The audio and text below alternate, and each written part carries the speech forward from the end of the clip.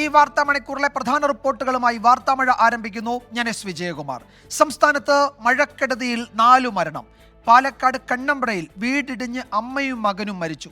കൊട്ടേക്കാട് സുലോചനയും മകൻ രഞ്ജിത്തുമാണ് മരിച്ചത്. കണ്ണൂരിൽ വെള്ളക്കെട്ടിൽ വീണ 2 പേർ മരിച്ചു. മട്ടന്നൂരിൽ ഷഫീനാസ് മൻസിലിൽ കുഞ്ഞാമിനെയും ചൊക്ലിയിൽ ഒളിവിളായ സ്വദേശി കുനിയിൽ ചന്ദ്രശേഖരനുമാണ് മരിച്ചത്.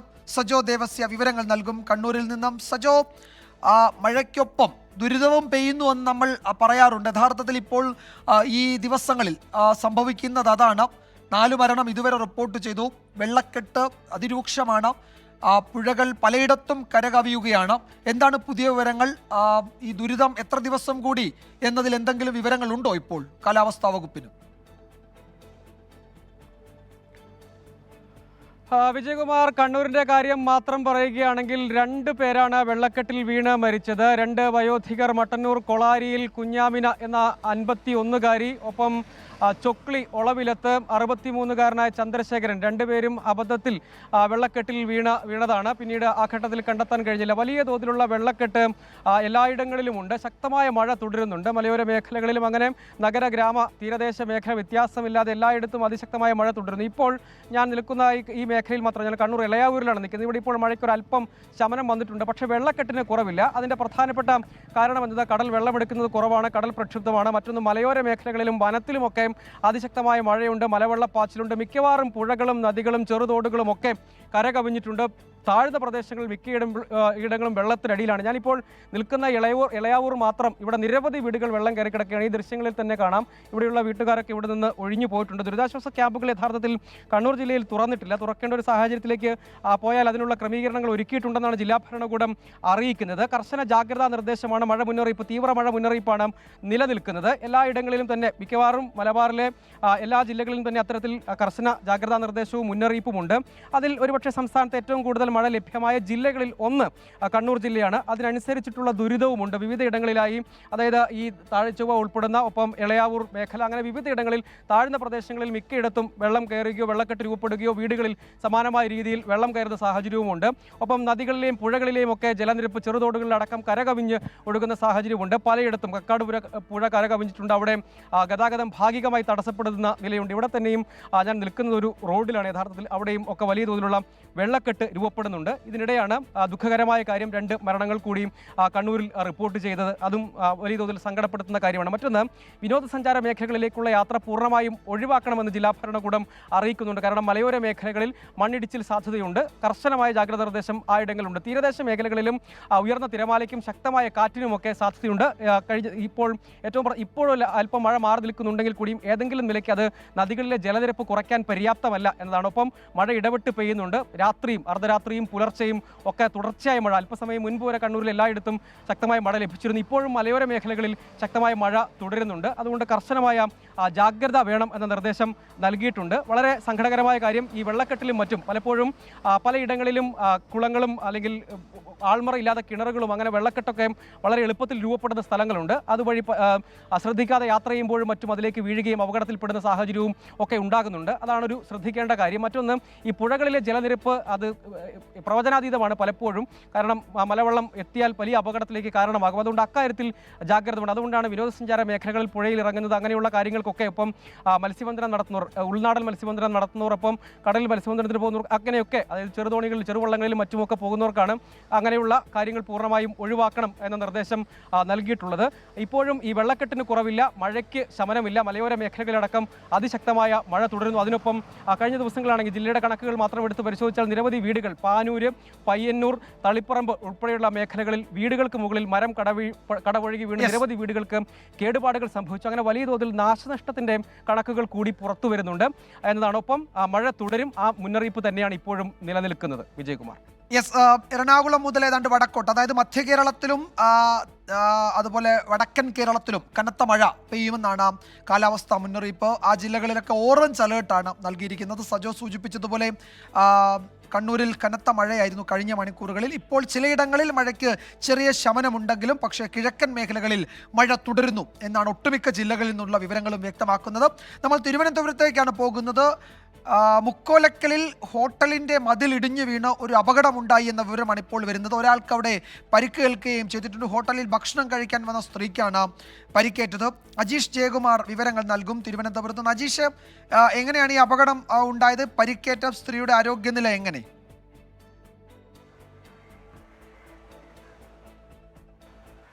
വിജയകുമാർ, ഇന്ന് രാവിലെയാണ് ഈ സംഭവം നടക്കുന്നത്. മണ്ണന്തല മുക്കോലക്കൽ ഉള്ള കാന്താരി ഹോട്ടലിൻ്റെ ഒരു ഭാഗം ഇടിഞ്ഞു വീണാണ് അപകടം. എനിക്ക് പിന്നിൽ കാണുന്നതാണ് ഈ ഹോട്ടൽ. ഇതിൻ്റെ പിൻഭാഗമാണത്. ഇതുവഴി ഒരു ചെറിയൊരു തോട് ഒഴുകി പോകുന്നുണ്ട്. ഇന്ന് രാവിലെ ഒരു 9:30-ക്കും 10 മണിക്കും ഇടയിൽ 3 പേർ ഭക്ഷണം കഴിക്കാൻ വന്നിരുന്നു. ഇവർ ഭക്ഷണം കഴിച്ചുകൊണ്ടിരുന്ന സമയത്താണ് ഈ പിൻഭാഗം ഇടിഞ്ഞ് താഴേക്ക് വീണത്. എപ്പോഴാണ് ഈ സ്ത്രീയും താഴേക്ക് വന്നത്. മാർത്താണ്ഡം സ്വദേശിയായ രാജലക്ഷ്മി, അവർക്കാണ് പരിക്കേറ്റത്. നിസ്സാര പരിക്കേ ഉള്ളൂ. ഇവരുടെ കൈക്കാണ് പരിക്ക്. ഇവരെ മെഡിക്കൽ കോളേജിൽ ചികിത്സയ്ക്കായി കൊണ്ടുപോയിട്ടുണ്ട്.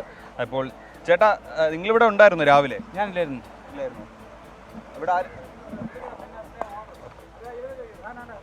ഉണ്ടായിരുന്നോ? ഞാൻ സാധനം എടുക്കാൻ വേണ്ടിയിട്ട് മുകളിലോട്ട് കയറി. അപ്പോൾ സൗണ്ട് കേട്ടിട്ടാണ് താഴോട്ട് ഇറങ്ങുന്നത്. താഴോട്ട് ഇറങ്ങി വന്നപ്പോഴത്തേക്ക് ആ പാചകം ചെയ്യുന്ന ഒരു സ്ത്രീ ഉണ്ട്. അവർ പേടിച്ചു പോയി. ഞാൻ അവരെ തള്ളി നീക്കിയിട്ട് ഞാൻ ഇപ്പുറത്തു കൂടെ കറങ്ങി വന്ന് അടിയിൽ 2 പേര് കിടക്കുകയായിരുന്നു. 3 പേര്. 3 പേരുണ്ട്. 2 പയ്യന്മാരും ആ സ്ത്രീയും. ആ സ്ത്രീ കല്ലിൻ്റെ അടിയിലായിപ്പോയി. ഞാൻ പിന്നെ വലിച്ച് എടുക്കുകയാണ് ചെയ്തത്. എന്നിട്ട് പിന്നെ പയ്യന്മാർക്ക് അവർക്ക് പരിക്കുണ്ടോ? അവർക്ക് ചെറിയ മുറിവേ ഉള്ളൂ. മറ്റേ ആ സ്ത്രീക്ക് നല്ല മുറിവുണ്ട്.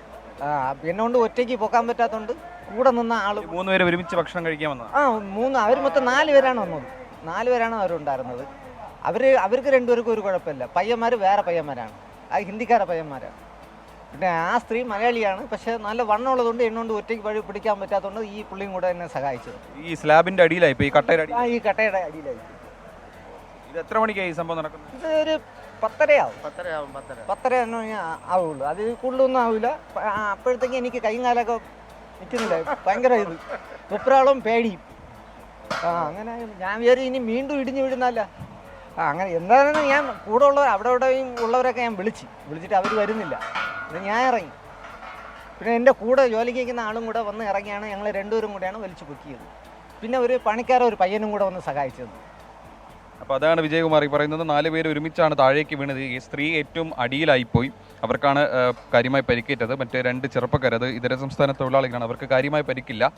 അവരെപ്പോൾ എന്തായാലും മെഡിക്കൽ കോളേജ് ആശുപത്രിയിലേക്ക് കൊണ്ടുപോയിട്ടുണ്ട്. ഇന്നലെ ശക്തമായ മഴ തിരുവനന്തപുരത്ത് ഇന്നലെ രാത്രി വരെ, അർദ്ധരാത്രി വരെ തുടർന്നിരുന്നു. ഈ മഴയിലായിരിക്കാം ഒരുപക്ഷെ ഇതിൻ്റെ ബേസ്മെൻറ്റിൽ കാര്യമായ ബലക്ഷയം ഉണ്ടായിട്ടുണ്ടാവുക. മാത്രമല്ല ഇതിനടിയിലൂടെ ഒരു തോട് ഒഴുകുന്നുണ്ട്.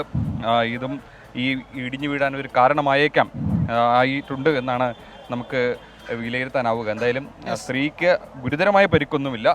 അപകടനില തരണം ചെയ്തു. മെഡിക്കൽ കോളേജിൽ ചികിത്സയിലാണ്.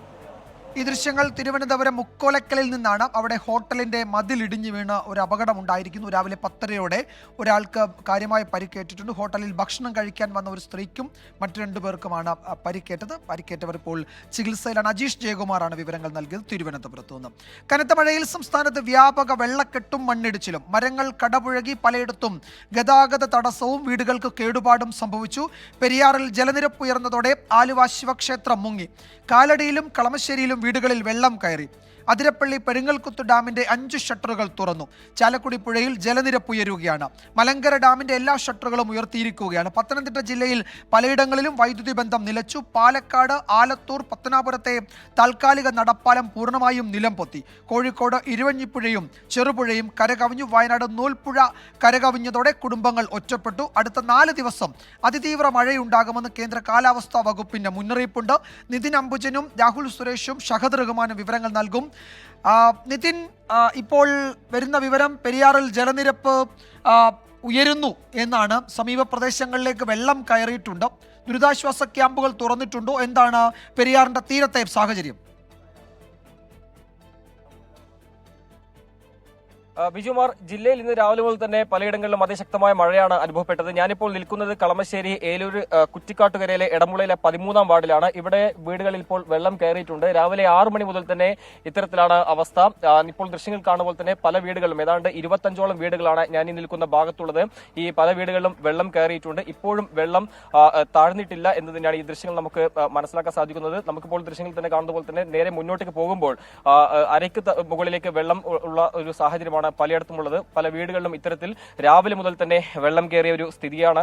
പെരിയാറിൽ ജലനിരപ്പ് ഉയർന്നതും അതോടൊപ്പം തന്നെ കൈവഴിയിലൂടെ വെള്ളം ഈ വീടുകളിലേക്ക് എത്തുകയായിരുന്നു. രാവിലെ 6 മണി മുതൽ തന്നെ ഇത്തരത്തിൽ ഏതാണ്ട് 25ലധികം വീടുകളിൽ ഇവിടെ കളമശ്ശേരിയിലെ ഏലൂർ കുറ്റിക്കാട്ട് കര മേഖലയിൽ വെള്ളം കയറിയിട്ടുണ്ട്. കാലടിയിലും സമാനമായ നിലയിൽ തന്നെ 13 വീടുകളിൽ വെള്ളം കയറിയിട്ടുണ്ട്. അങ്ങനെ പലയിടങ്ങളിലും വെള്ളം കയറിയ ഒരു സാഹചര്യം. മഴ ഇപ്പോൾ അല്പം മാറിയിട്ടുണ്ട്, പക്ഷേ ഇതുവരെ വെള്ളം താഴ്ന്നിട്ടില്ല.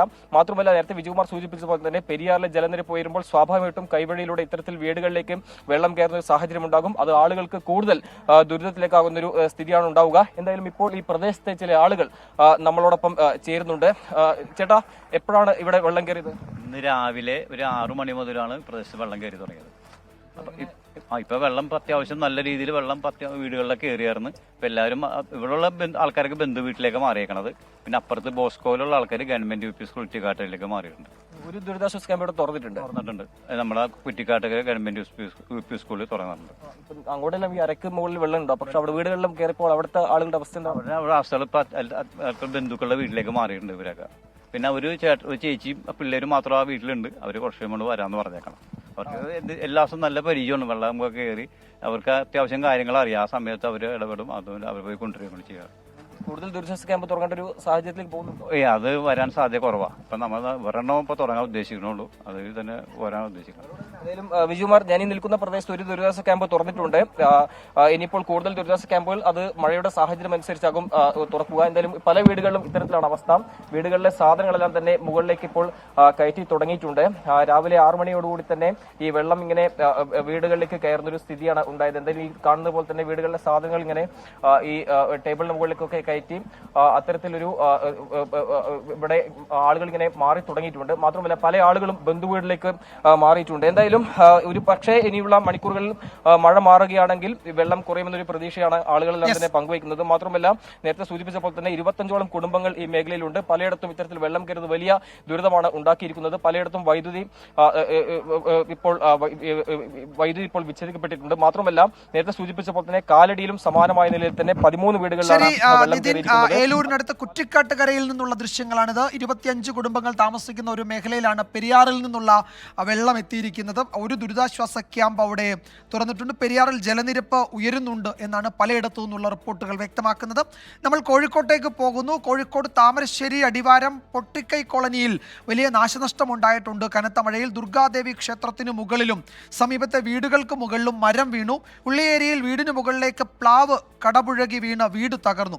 രാഹുൽ സുരേഷ് വിവരങ്ങൾ നൽകും കോഴിക്കോട്ട് നിന്ന്. രാഹുൽ, എന്താണ് അവിടുത്തെ സാഹചര്യം? താഴ്ന്ന പ്രദേശങ്ങളിലൊക്കെ വെള്ളം കയറിയെന്ന് രാവിലെ തന്നെ റിപ്പോർട്ടുകൾ ഉണ്ടായിരുന്നു. കനത്ത കാറ്റും അവിടെ നാശം വിതയ്ക്കുന്നുണ്ട്. മഴയ്ക്ക് ശമനമുണ്ടോ ഇപ്പോൾ?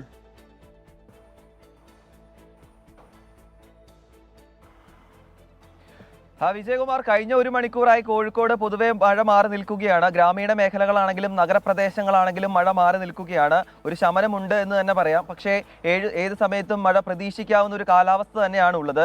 ഈ കോഴിക്കോട് നഗരത്തെ സംബന്ധിച്ചിടത്തോളം കനോലി കനാലിൽ ജലനിരപ്പ് ഉയരുന്നതാണ് നേരിയ ആശങ്കയ്ക്കിടയാക്കുന്നത്. നമ്മൾ രാവിലെ കണ്ട കരുട പീച്ച് ആൻഡ് ഹൈറൻ സ്കൂളിലാണെങ്കിലും അതിന് സമീപമുള്ള മറ്റ് താഴ്ന്ന പ്രദേശങ്ങളിലാണെങ്കിലും ഇപ്പോഴും വെള്ളക്കെട്ടുണ്ട്. ഇത് സാധാരണ ആളുകൾ കടന്നു പോകുന്ന ഒരു റോഡ് കൂടിയാണ്. ഇന്നലെ ഉണ്ടായ കനത്ത മഴയിലാണ് ഈ പ്രദേശങ്ങൾ ഉൾപ്പെടെ വെള്ളം കയറിയിട്ടുള്ളത്. ഇവിടുത്തെ സ്ഥാപനങ്ങളിലും അതോടൊപ്പം തന്നെ ഇവിടുത്തെ വീടുകളിലും വെള്ളം കയറിയിട്ടുണ്ട്. പക്ഷേ വലിയൊരു നാശനഷ്ടം ഇല്ല. അതാണ് നേരിയ ആശ്വാസം നൽകുന്നത്.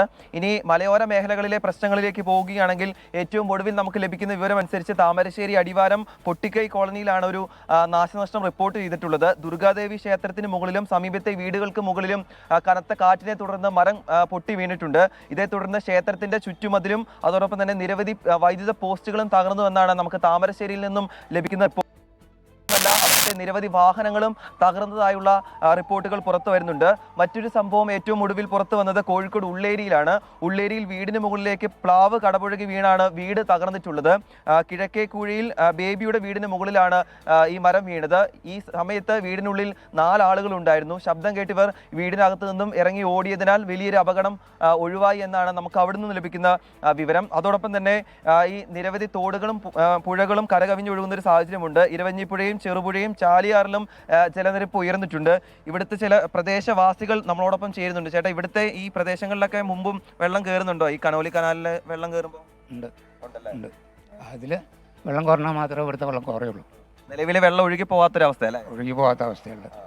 ഈ സ്ഥാപനങ്ങളിലൊക്കെ വെള്ളം കയറി. വെള്ളം കയറിയിട്ടുണ്ട്. ഇവിടെ അടുത്ത സ്കൂളൊക്കെ വെള്ളത്തിലാണ്. ഇവിടെ ഡ്രെയിനേജ് അടഞ്ഞതാണ് മെയിൻ പ്രശ്നം എന്നായിട്ട് തോന്നുന്നുണ്ട്. അത് ഇവിടുന്ന് വെള്ളം ഒഴുകുന്നില്ല. ഈ മഴക്കാല പൂർവ്വ പ്രവർത്തികൾ നടന്നിട്ടില്ലേ ഇവിടെ? ഇവിടെ തീരെ നടന്നിട്ടില്ല എന്ന് തന്നെയാണ് തോന്നുന്നത്. ഞാനിവിടെ അടുത്ത സ്ഥാപനത്തിൽ ജോലി ചെയ്യുന്നതാണ്.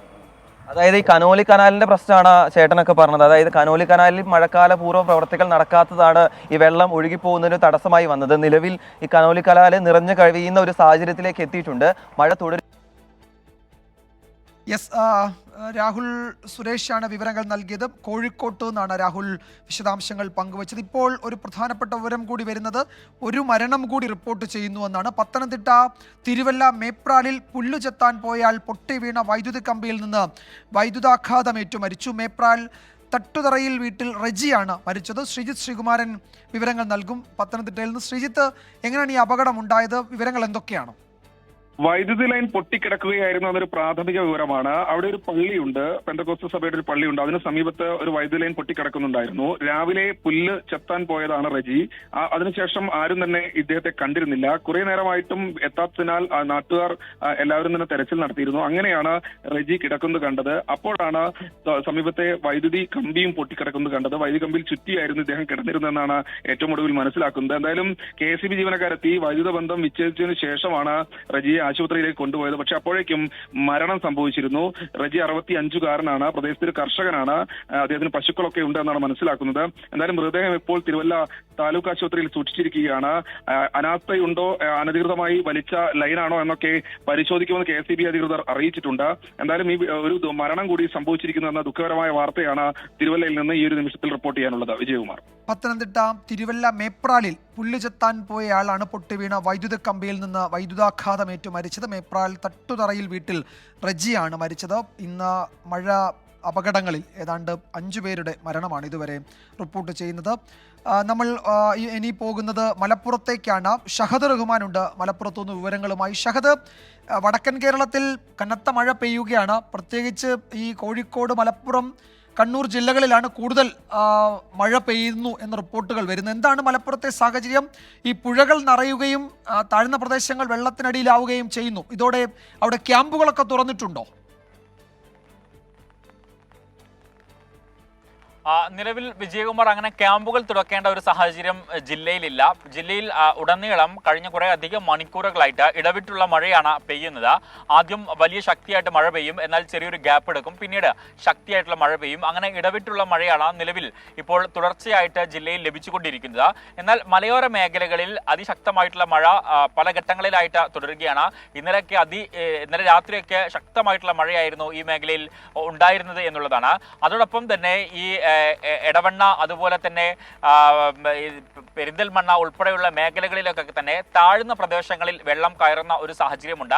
കഴിഞ്ഞ വർഷങ്ങളിലും അതിന് മുൻ വർഷങ്ങളിലും ഒക്കെ തന്നെ ഇത്തരത്തിൽ ചെറിയ മഴ പെയ്താൽ വെള്ളം കയറുന്ന ഇടങ്ങളാണ്. ഇത്തരം ഇടങ്ങളിലൊക്കെ തന്നെ ഇത്തവണയും ഈ മഴയുടെ ആദ്യ ഘട്ടങ്ങളിൽ തന്നെ ഇത്തരത്തിൽ വെള്ളം കയറുന്ന ഒരു സാഹചര്യം ഉണ്ടായിട്ടുണ്ട്. ഒപ്പം തന്നെ ഇത്തവണ, അതായത് ഇന്ന് രാവിലെയും ഇന്നലെയും ഒക്കെ ആയിട്ട് തുടർച്ചയായിട്ട് നമ്മൾ റിപ്പോർട്ട് ചെയ്തുകൊണ്ടിരിക്കുന്ന ഒരു കാര്യം എന്ന് പറയുന്നത് ഈ മരങ്ങൾ കടപുഴകി വീഴുന്നതാണ്. സാധാരണഗതിയിൽ ഈ മഴയ്ക്ക് മുന്നേ ഇത്തരത്തിൽ അപകടം പതിയിരിക്കുന്ന മരങ്ങൾ മുറിച്ചു മാറ്റാറുണ്ട്. എന്നാൽ ഇത്തവണ അത്തരത്തിലുള്ള മുന്നൊരുക്കങ്ങളൊന്നും തന്നെ നടത്തിയിട്ടുണ്ടായിരുന്നില്ല. അതിന്റെ ഭാഗമായിട്ട് തുടർച്ചയായിട്ട് ഈ റോഡ് അരികിലുള്ള വലിയ മരങ്ങൾ കടപുഴകി വീഴുന്ന ഒരു കാഴ്ചയാണ് നമുക്ക് തുടർച്ചയായിട്ട് കാണാൻ സാധിക്കുന്നത്. ഇന്ന് ഒരു വീടിന് മുകളിലേക്ക് മരം കടപുഴകി വീഴുന്ന കാഴ്ച, അതുപോലെ തന്നെ ബസ്സിന് മുകളിലേക്ക്, അതുപോലെ ഒരു മിനി ലോറിന്റെ മുകളിലേക്ക്, അങ്ങനെ നിരവധി വാഹനങ്ങൾക്ക് മുകളിലേക്കും റോഡിലേക്കും മരങ്ങൾ കടപുഴകി വീഴുന്ന ഒരു കാഴ്ചയാണ് ഇന്ന് രാവിലെ മുതൽ നമുക്ക് കാണാൻ സാധിച്ചിട്ടുള്ളത്. പക്ഷേ ആർക്കും തന്നെ വലിയ രീതിയിലുള്ള അനർത്ഥങ്ങളൊന്നും ഉണ്ടായിട്ടില്ല എന്നുള്ളതാണ് ഏറ്റവും ആശ്വാസകരമായിട്ടുള്ള കാര്യം. അല്പസമയം മുമ്പ് കളക്ടറുടെ ബംഗ്ലാവിന് പുറകുവശത്തായിട്ട് ഒരു മരം കടപുഴകി വീണു. അത് മിനി ലോറിക്ക് മുകളിലേക്കാണ് വീണത്. ഇതിലുണ്ടായിരുന്ന ഡ്രൈവർക്കും സഹപ്രവർത്തകനും കാര്യമായിട്ടുള്ള പരിക്ക് പറ്റിയിട്ടുണ്ട്. കൈക്കും അതുപോലെ തന്നെ ചെവിക്കുമാണ് പരിക്ക് പറ്റിയിട്ടുള്ളത്. ഇവരെ മഞ്ചേരി മെഡിക്കൽ കോളേജ് ആശുപത്രിയിൽ പ്രവേശിപ്പിച്ചിരിക്കുകയാണ്. മറ്റിടങ്ങളിലൊന്നും തന്നെ അനർത്ഥ സംഭവങ്ങൾ റിപ്പോർട്ട് ചെയ്തിട്ടില്ല. എന്നാൽ അതേ സമയത്ത് മഴ ശക്തമായി പെയ്യുന്ന പശ്ചാത്തലത്തിൽ ഈ ഭാരതപ്പുഴയിൽ വെള്ളം ക്രമാതീതമായിട്ട് ഉയരുന്നുണ്ട്. അവിടെ നിന്നും ഈ മണിക്കൂറിൽ വരുന്ന ഒരു വാർത്ത എന്ന് പറയുന്നത്, ഈ ഇറച്ചി വ്യാപാരികൾ കന്നുകാലികളെ ഈ മേഖലയിൽ മേയാൻ വിട്ടിട്ടുണ്ടായിരുന്നു. ഇപ്പോൾ ഈ കന്നുകാലികൾ ഈ മേഖലയിൽ പെട്ടിരിക്കുകയാണ് എന്നുള്ളതാണ് ഏറ്റവും പുതുതായിട്ട് പുറത്തു വരുന്ന വാർത്ത. കാരണം അവയ്ക്ക് ഈ കരയ്ക്ക് കയറാനോ അല്ലെങ്കിൽ കരയിലേക്ക് വരാനോ ഉള്ള ഒരു സാഹചര്യം നിലവിലെ സാഹചര്യത്തിലില്ല. കാരണം അവ വെള്ളത്തിൽ അകപ്പെട്ടിരിക്കുകയാണ്. ആ ഒരു പശ്ചാത്തലത്തിൽ വില്ലേജ് ഓഫീസർ ഇതുമായി ബന്ധപ്പെട്ട അവയെ കരയിലെത്തിക്കാനുള്ള നടപടിക്രമങ്ങൾ സ്വീകരിക്കാൻ അതായത് പഞ്ചായത്തുകൾക്കും ബന്ധപ്പെട്ട അധികാരികൾക്കും നിർദ്ദേശം നൽകിയിട്ടുണ്ട് എന്നുള്ള ഷഹദ് റഹ്മാനാണ് വിവരങ്ങൾ നൽകിയത്. നദികൾ നിറയുന്നു, ചെറു ഡാമുകൾ ഒട്ടുമിക്കതും തുറന്നിട്ടുണ്ട്, താഴ്ന്ന പ്രദേശങ്ങളിൽ വെള്ളം കയറുകയാണ്. അപ്പോൾ വലിയ ജാഗ്രത വേണ്ട മണിക്കൂറുകൾ. വടക്കൻ കേരളത്തിലും മധ്യ കേരളത്തിലും അടുത്ത 4 ദിവസം കൂടി കനത്ത മഴ തുടരുമെന്നാണ് കാലാവസ്ഥാ മുന്നറിയിപ്പ്. ഇന്ന് ഈ മധ്യ കേരളത്തിലെയും വടക്കൻ കേരളത്തിലെയും ഒട്ടുമിക്ക ജില്ലകളിലും ഓറഞ്ച് മുന്നറിയിപ്പാണ് കേന്ദ്ര കാലാവസ്ഥാ വകുപ്പ് നൽകിയിരിക്കുന്നത്. വാർത്താമഴയിലേക്ക് വീണ്ടും സ്വാഗതം. ഇപ്പോൾ വരുന്ന ഒരു പ്രധാന റിപ്പോർട്ടിലേക്ക്. രാജ്യത്ത് ബിയർ, വൈൻ എന്നിവ ഓൺലൈൻ ആപ്പുകൾ വഴി വീട്ടിലെത്തിക്കാനുള്ള ആലോചന അന്തിമഘട്ടത്തിൽ. കേരളം, ഡൽഹി, ഹരിയാന, തമിഴ്നാട് എന്നിവിടങ്ങളിൽ പദ്ധതി തുടങ്ങാനാണ് ആലോചിക്കുന്നത്. ആർ അച്യുതൻ ഡൽഹിയിൽ നിന്ന് വിവരങ്ങൾ നൽകും. അച്യുതൻ, ഈ നീക്കത്തിന്റെ കൂടുതൽ വിവരങ്ങൾ എന്തൊക്കെയാണ്? കേന്ദ്ര സർക്കാരിലെ ഏത് മന്ത്രാലയമാണ് ഇതിന് ചുക്കാൻ പിടിക്കുന്നത്? വിശദാംശങ്ങൾ പുറത്തു വന്നിട്ടുണ്ടോ?